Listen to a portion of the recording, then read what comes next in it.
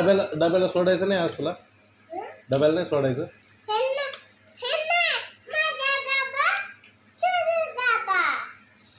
पण डबा बस झाला ना आता, डब्याला ठेवून दे ना.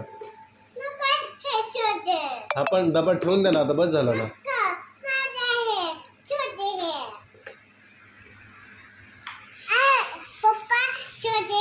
अच्छा ठीक आहे. कोणाचं आहे हे, कोणाचं आहे? हां हां